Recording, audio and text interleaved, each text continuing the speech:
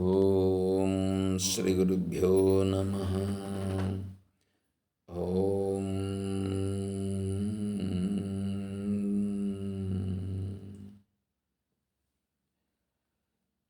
ఓం సదాశివసమారంభాం శంకరాచార్యమధ్యమాం అస్మదాచార్యపర్యంతాం వందే గురుపరంపరాం.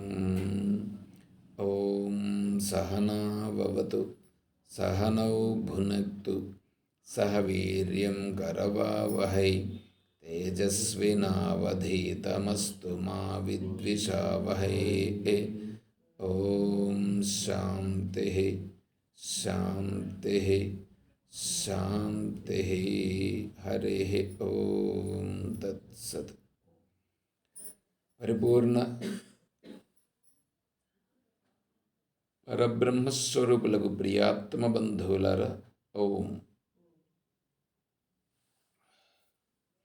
ఎత్ర యోగేశ్వరః కృష్ణో ఎత్ర పార్థో ధనుర్ధరః.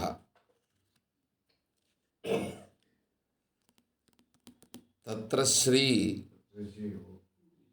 విజయోద్భూతిః ధ్రువా నీతిర్మతిర్మమ.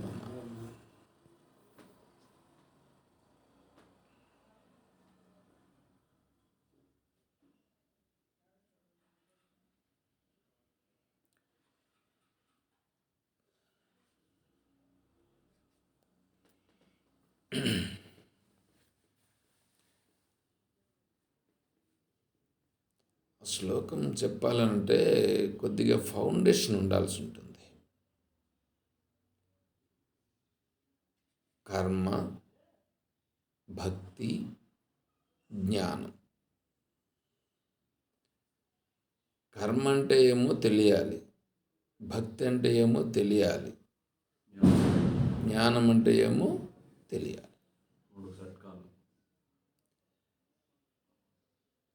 కర్మ మామూలుగా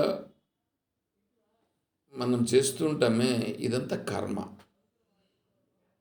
మామూలుగా చేసే పనులన్నీ కూడా కర్మ. ఆ కర్మ చేసినోన్ని, అయ్యా నువ్వు ఇది ఎవరు చేసింది పని అంటే వాడు ఏమంటాడంటే నేను చేసినాను అంటాడు.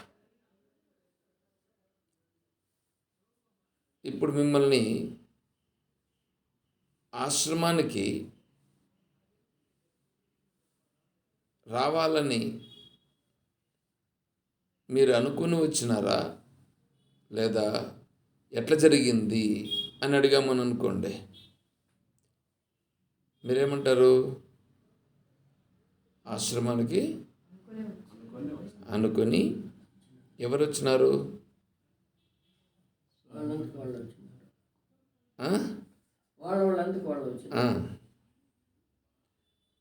మీరేమన్నారు?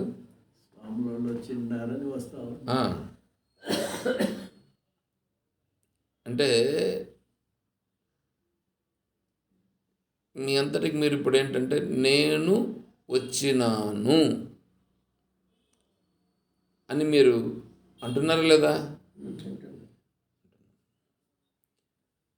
ఇప్పుడు ఇక్కడ నేను, మీరు ఏదో శ్లోకం గురించి దానికి అర్థం అడిగితే దానికి ఇప్పుడు నేను చెప్తున్నాను లేదా? నేను చెప్పుచున్నాను అంటే ఇప్పుడు ఏమైంది? చెప్తా ఉండేది ఎవరు? నేను చెప్తున్నాను. వచ్చింది ఎవరు? నేను వచ్చినాను అని కదా అంటున్నారు. ఇక్కడ ఏమైనారంటే కర్త అయినారు. అవును, నేను చేసినాను, నేను వచ్చినాను, నేను చెప్పుచున్నాను. దీన్ని ఏమంటారంటే ఇది కర్త. వీడు కర్త. కర్త ఎంతవరకు వీడు ఇట్లా అంటున్నాడో అంతవరకు వీడేమవుతాడంటే వీడు కర్త అవుతాడు. కర్త అంటే నేను చేసినాను, నేను దీనిని చేసింది అని ఎప్పుడైతే అన్నాడో వాడేమైనాడు? ఇప్పుడు దానికి కర్త అయినాడు. ఈమెకు నేను భర్తను అన్నాడని అనుకో, అప్పుడు ఆమెకు సంబంధించి నేను భర్తను అని వీడికి కర్తృత్వం ఉంది కదా, దానిని కర్తృత్వం అని అంటారు. ఆమెను ఎవరైనా ఏమన్నా అంటే వీడు అడ్డం పోవడము, దానిపైన పెద్ద గలాట్లు అయిపోవడం, ఇవన్నీ జరుగుతాయి. ఇది కర్త, వీడు కర్త అన్నమాట. ఈ కర్త అనేటువంటి వాడు ఎంతవరకు కర్తృత్వ భావన అనేది ఉందో అంతవరకు వాడేమవుతాడంటే ఆ కర్మలో బంధింపబడతాడు. ఆ కర్మలో వాడు బంధింపబడతాడు. ఇప్పుడు చూడండి, ద్రౌపది దేవిని వాళ్ళెవరో ఏమో అన్నారని వీళ్ళకి కోపం వచ్చిందిగా. కోపం వచ్చిందంటే ఆడ కర్త ఉన్నాడు కదా, కర్త అయినాడా లేదా? నా భార్యని అంటావా అని కదా, నా భార్యని అంటావా అని కదా ఆడ కోపం వచ్చింది. అలా కోపం వచ్చిందంటే వీడు కర్త అయినాడా లేదా? ఇప్పుడు కర్తృత్వం అనేది వచ్చిందా లేదా? అర్థం కాలేదా? అదే అది చెప్పడానికి కదా చెప్తా అండి. అదే ఇప్పుడు కర్తృత్వం వచ్చింది కదా. కర్తృత్వం అంటే నాకు సంబంధించింది ఉంది కదా, ఆడ నాకు సంబంధించింది ఉంది అంటే అప్పుడు వాడి మనసులో ఏముంది? నేను ఈమెకు నేను భర్తను అని ఉంది కదా. ఆ కర్తృత్వ భావన ఉన్న కారణం చేత కదా ఆమెను అంటే ఇతను కోపం వచ్చింది. అదే పక్కలో ఎవరినన్నా ఆ పక్క ఎవరినన్నా అంటామంటే వీడు రియాక్ట్ అవుతాడా? ఎందుకు కాలేదు? కర్త లేడు, నాకు సంబంధం లేదు, నేను కర్త కాదు. అప్పుడు అక్కడ కర్త కాదు కాబట్టి నాది అనేది లేదు. కర్త అనేది ఎంతవరకు ఉందో అంతవరకు ఏమవుతాడు? ఇప్పుడు ఆమెను అని దానివల్ల దానికి సంబంధించి వీళ్ళ మనస్సులో భావాలు లేచి వాళ్ళపైన తిరగబడి ఏంటంటే శబదాలన్నీ చేసి యుద్ధం జరిగేంతవరకు అయ్యి చనిపోయేంతవరకు వచ్చింది. ఈరోజు కథలుగా కూడా మనం చెప్పుకుంటాం. ఎందుకు? ఆ కర్తృత్వ భావన ఉండేదాని వలన దానిలో బంధింపబడుతాడు. అది కర్మ. ఇప్పుడు దాన్ని ఏమంటే దాని నుంచి కర్మయోగమునకు రావాల. కర్మయోగము నుంచి భక్తి యోగానికి రావాల. భక్తి యోగము నుంచి జ్ఞానయోగమునకు రావాల. ఇప్పుడు కర్మ చేసేటప్పుడు కూడా వీడు చేశాడుగా. ఇప్పుడు ఇంటి దగ్గర నుంచి వచ్చినారు కదా, ఇంటి దగ్గర నుంచి వచ్చింది నేను వచ్చినాను అని కదా అంటున్నాం. నేను రావాలనుకున్నాను, నేను వచ్చినాను. అప్పుడు కర్త ఉన్నాడు కదా, కర్తృత్వం కూడా ఉంది కదా. నేను చేసినాను.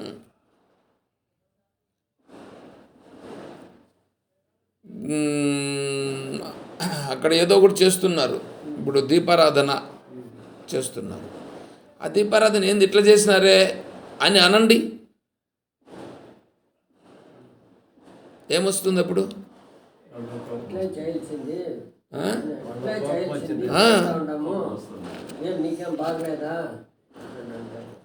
శాస్త్రం ఇట్లా చెప్పిందా అని అను.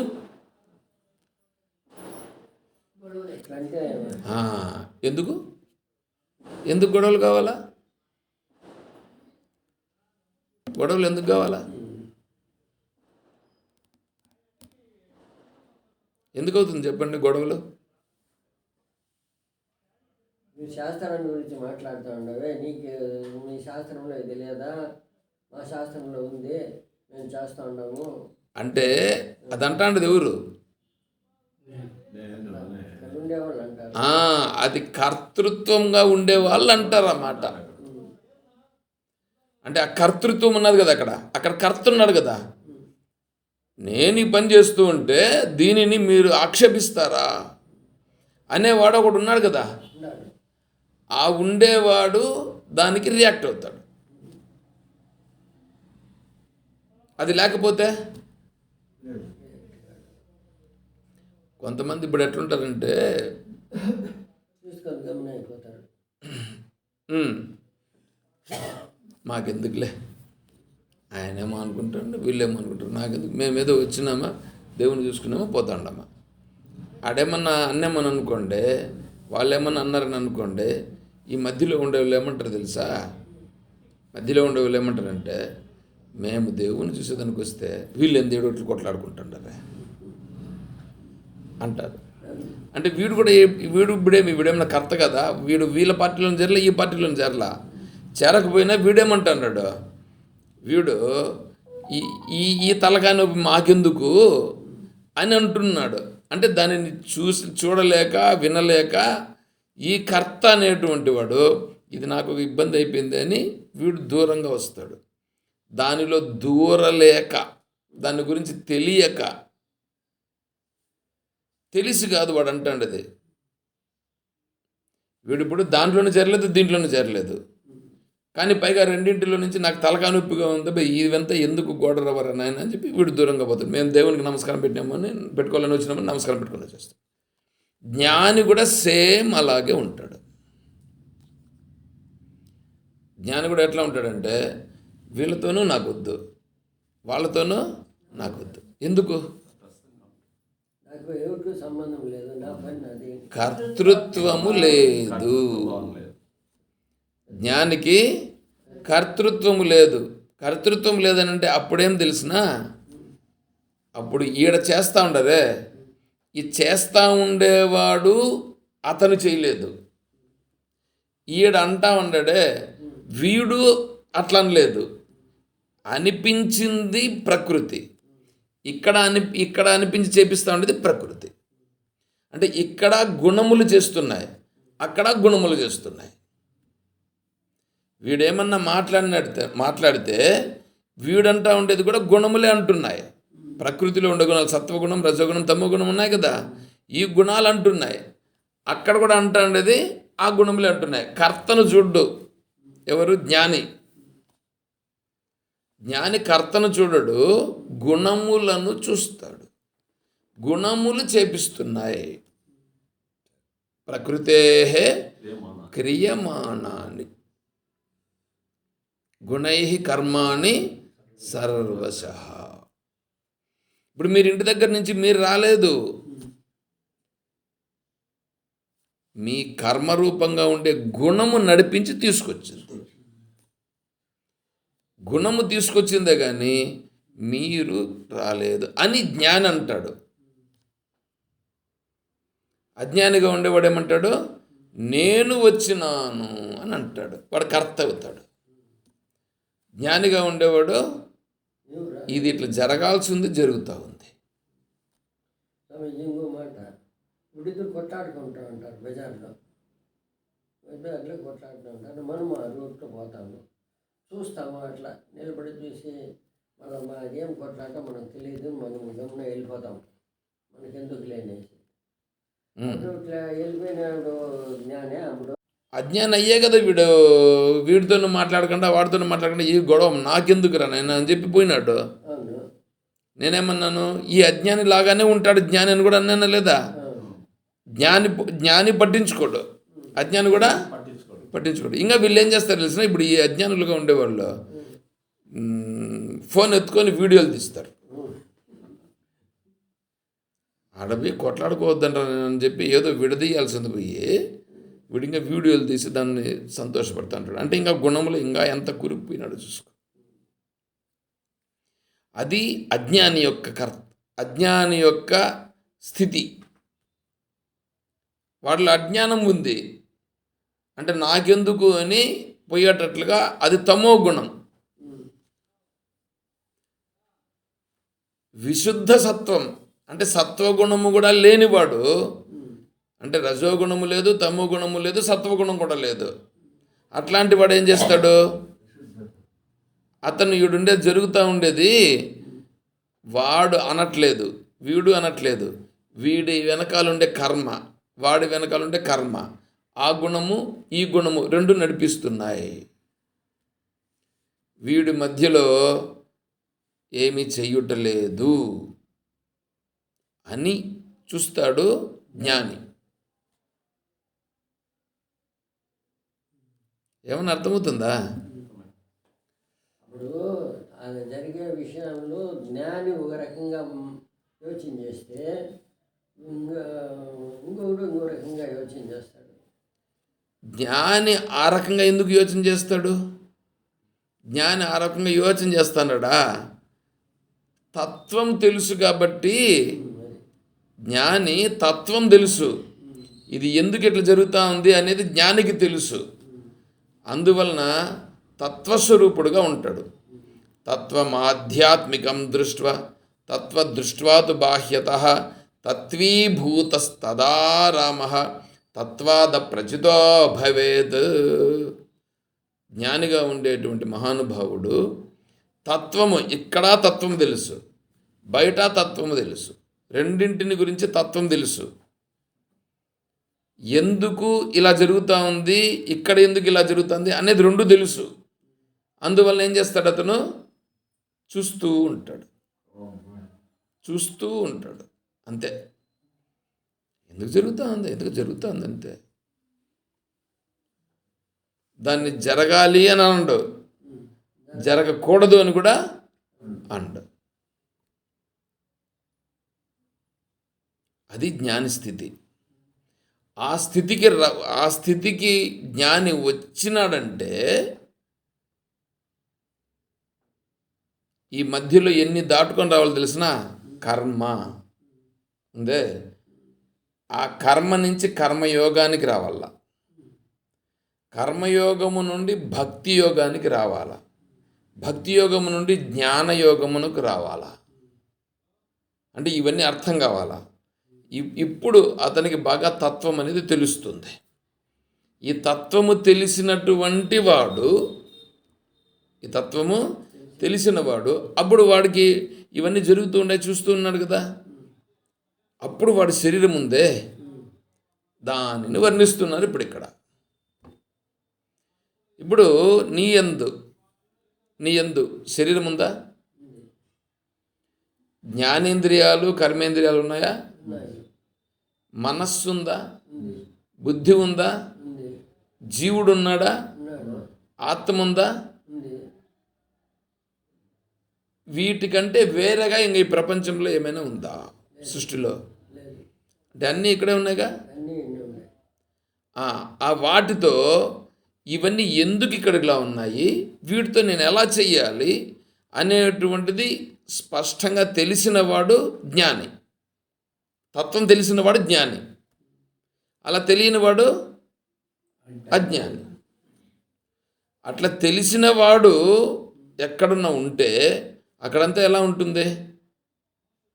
అక్కడ అంతా స్పష్టంగా ఉంటుంది. అడేమన్నా మోహానికి లోబడిపోవడం ఏమన్నా ఉంటుందా? అడేమీ ఉండదు. ఇబ్బంది ఏమన్నా ఉంటుందా? దుఃఖం ఏమన్నా ఉంటుందా? ఆనందంగా ఉంటాడు. ఇప్పుడు వాడు కొట్లాడి జరుగుతూ ఉంటుంది, ఇద్దరు పోతాడు, జ్ఞాని పోతాడు, అజ్ఞాని పోతాడు. అజ్ఞాని ఏం చేస్తాడు? గమన చూసుకొని వెళ్ళిపోతాడు. జ్ఞాని ఏం చేస్తాడు? ఇది వీళ్ళు కొట్లాడించి, వీళ్ళు కొట్లాడలేదు, వీళ్ళు ఇది ఏమి గుణములు కొట్లాడుకుంటా ఉన్నాయి, రజోగుణం కొట్లాడుకుంటా ఉన్నది అని జ్ఞానం అనుకుంటాడు. కానీ అజ్ఞాని ఏమనుకోడు, మనకు ఎందుకు లేని వెళ్ళిపోతాడు. జ్ఞానిగా ఉండేవాడు నిలబడి చూసి ఇది మనకు సంబంధం లేదు, అయినా ఇది ఎందువల్ల జరుగుతూ ఉండేది జ్ఞానికి అర్థమవుతుంది. అజ్ఞానికి అదంతా ఏం లేదు, గమన వెళ్ళిపోతాడు, మనకు అక్కర్లేదు లేని. అది జ్ఞానికి అజ్ఞానికి అక్కడ వచ్చే భేదం. అవును. వీళ్ళు కొట్టుకుంటూ ఉండేవాళ్ళు, వాళ్ళ మనసులో రాగద్వేషాలు వచ్చేస్తాయి. కొట్టుకుంటూ ఉండే వాళ్ళల్లో రాగద్వేషాలు వస్తాయి రావా? వస్తాయి. వాడంటే వీడికి, వీడంటే వాడికి రాగద్వేషాలు వచ్చేసినాయిగా. వీడు రోడ్డింటి అజ్ఞాని పోతా ఉన్నాడే, వాడు వీళ్ళిద్దరికి సంబంధించినోడు ఎవడన్నా ఉన్నాడు అనుకో, వీడేం చేస్తాడు? ఏదో ఒక పార్టీ కట్టేస్తాడు. సంబంధించినోడైతే పార్టీ కట్టి వీళ్ళ పక్కన వాళ్ళ పక్కన చేరి అప్పుడు వీడు కూడా దాంట్లో దూరిపోతాడు, పాల్గొంటాడు.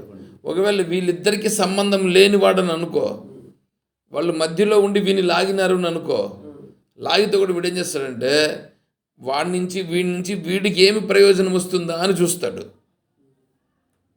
లాగితే ఇప్పుడు పోలీసుల దగ్గర విన్నాడు అనుకో, పోలీసుడు మధ్యలో వచ్చినాడు అనుకో, వాడు ఏం చేస్తాడు? వీడి నుంచి కూడా లాగుతాడు. నాకైతే వాళ్ళ గురించి తెలియదు, కానీ ఊరికే మామూలు స్టేషన్కి పోయి ఏదో కంప్లైంట్ ఇచ్చి వచ్చినాడు అనుకో, కంప్లైంట్ ఇచ్చేసి వస్తే వాడికి మళ్ళీ వాడిని ఊరిని పిలిపిస్తారు, ఇద్దరికి జరిగి ఏదో ఒకవేళ ఇద్దరికి కాంప్రమైజ్ చేసినారు కూడా అని అనుకో. ఒకవేళ లాస్ట్లో పోయేటప్పుడు ఇద్దరి దగ్గర నుంచి ఏం చేస్తారంటే స్టేషన్ ఖర్చులని వీళ్ళు వసూలు చేస్తారు. ఏమంటే తప్పు చేసిన దగ్గర నువ్వు వసూలు చేసినా ఒకవేళ పర్లేదు, అవునా కదా?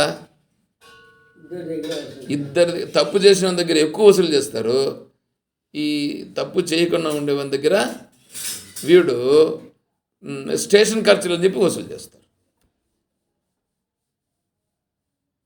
చూసారా? ఇప్పుడు వాడు చేయాల్సింది యాక్చువల్గా న్యాయం చేయాలా, కానీ వాడు న్యాయం చేసినాడు, ఇద్దరి దగ్గర గుజ్జినాడా, వాడు న్యాయం చేసుకున్నాడు. అది కూడా స్వార్థమే కదా అక్కడ. అది స్వార్థమా లేకపోతే ఏమన్నా ఇంక వేరే ఇదా? అది కూడా అజ్ఞానమే కదా. అప్పుడు కూడా వాడు కర్త అయినాడు కదా అక్కడ. నేను చేసినానని చెప్పి తెలుసుకుని దాని నుంచి ఇది దాంట్లో బంధింపబడిన లేదా? కాబట్టి అది అజ్ఞాన స్థితి. స్వార్థంతో అజ్ఞానం, పవర్తో అజ్ఞానం. అవును. అజ్ఞానం యొక్క తీవ్రము పెరుగుతుంది. వాడికి ఆ పవర్ అనేది కూడా ఒకటి వచ్చి ఇంకా అజ్ఞానం యొక్క ప్రభావం ఇంకా ఎక్కువ పనిచేస్తుంది.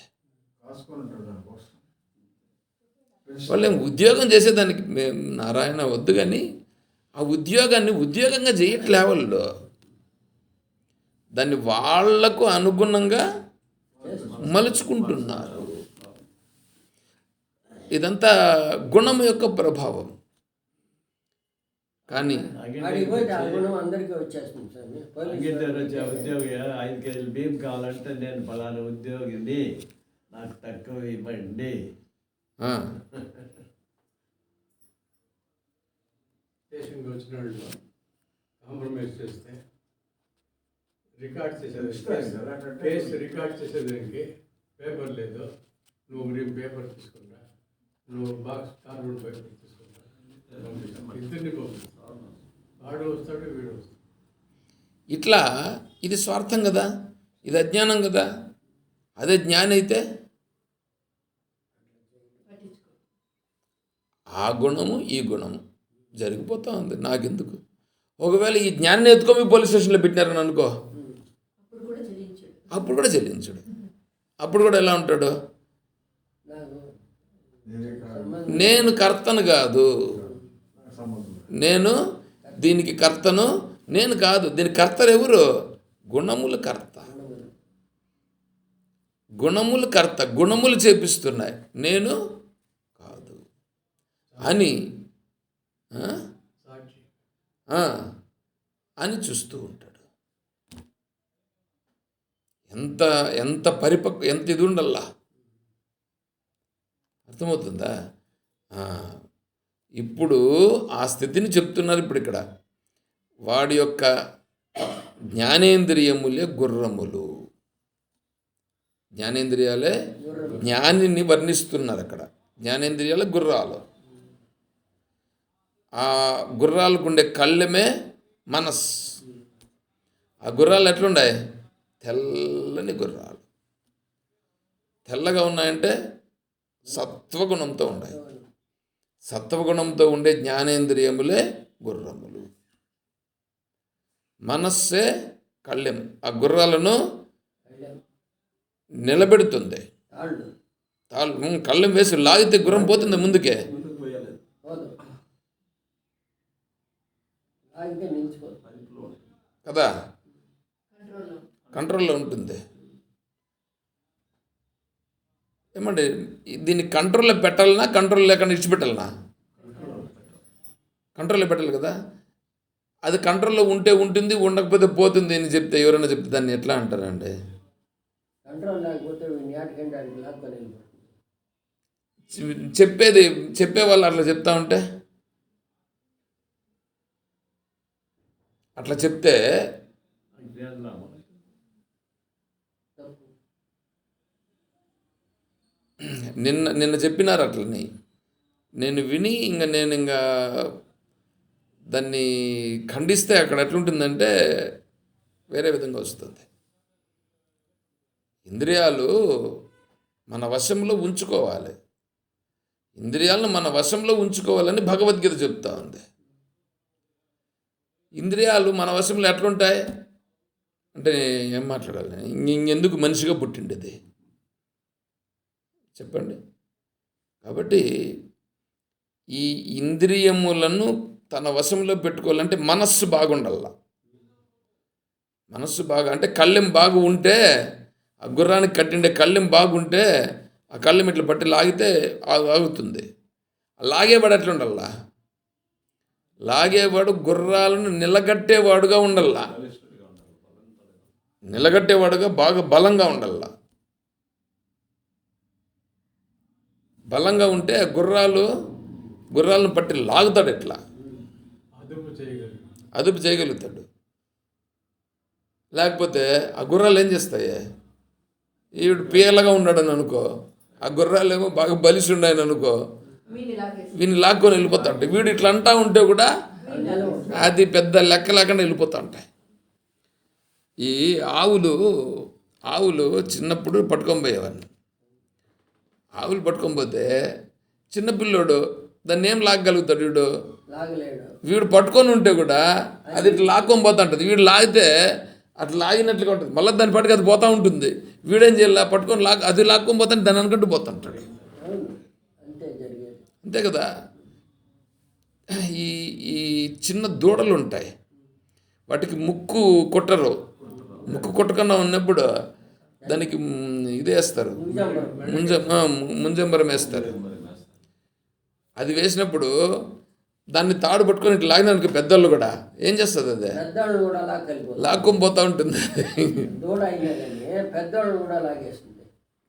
అందుకని ఏం చేస్తారు? ఇది చెప్పిన మాట వినట్లేదు, కొంచెం ముక్కు ముదరని నీ కథ ఉండాలి. వీడు ఏం చేస్తాడంటే ముక్కును అట్లా పట్టుకొని చూసి కుదిరిన వెంటనే కుట్టేస్తాడు.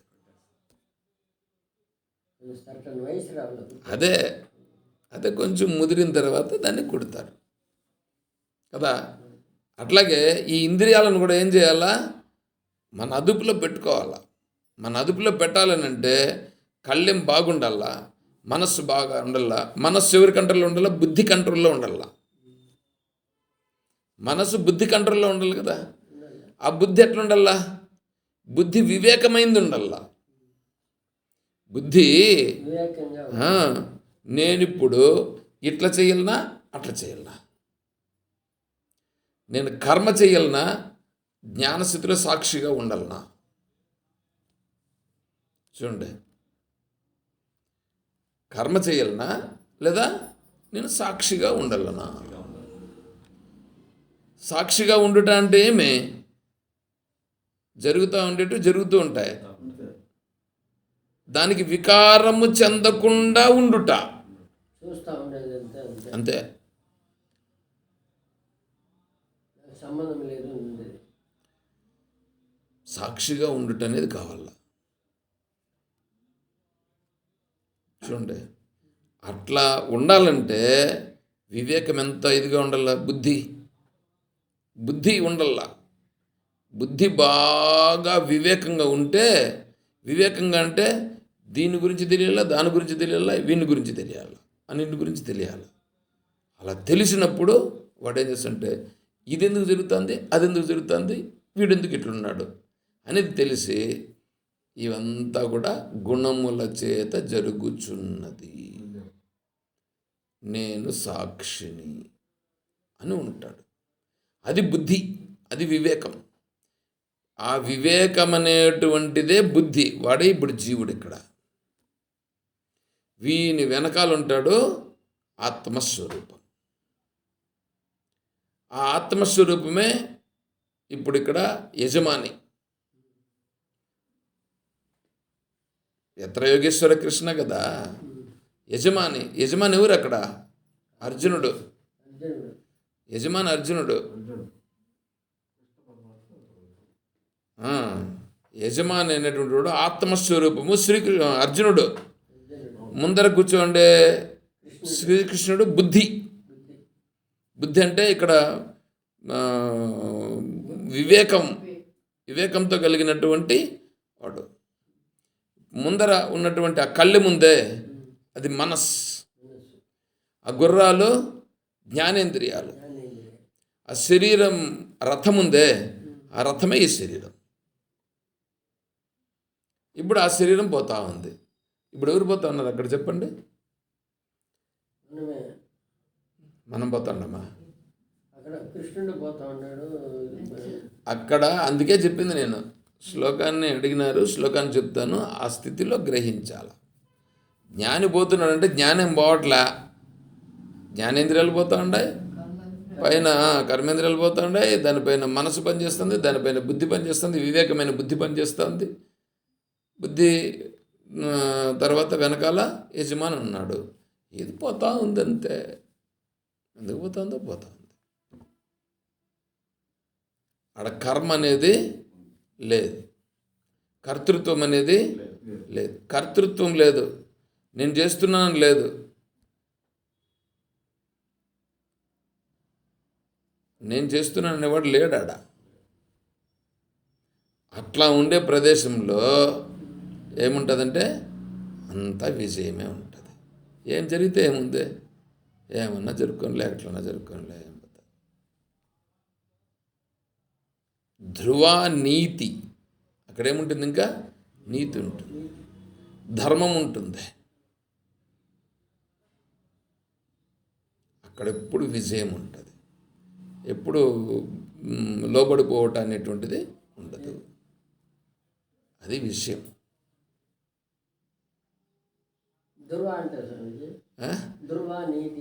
ధ్రువ అంటే కరెక్ట్గా, దృఢంగా, దృఢం.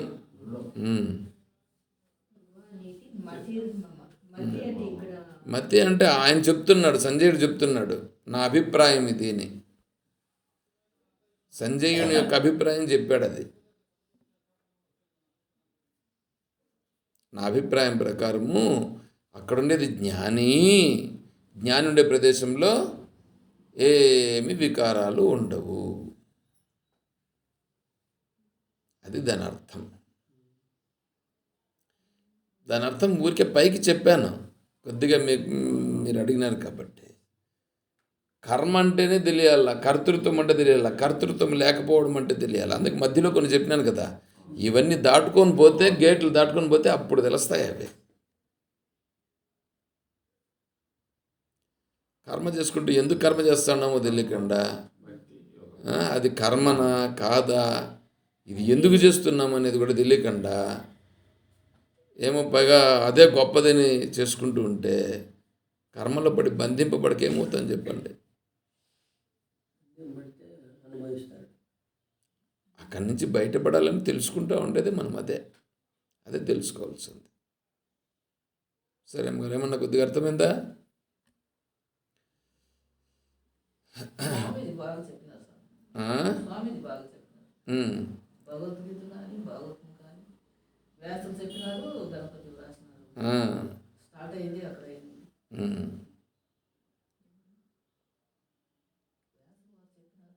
నిన్న చెప్పింది ఓ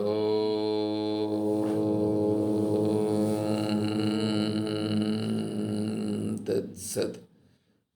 सर्वं श्री सद्गुरु चरणारविंदार्पणमस्तु। ओम जय बोलो श्री कृष्ण परमात्मा की जय, बोलो गीता माता की जय, बोलो भक्त मंडली की। हर नमः पार्वती पतये। जय सीताराम। हरि ओम तत्सत ओम।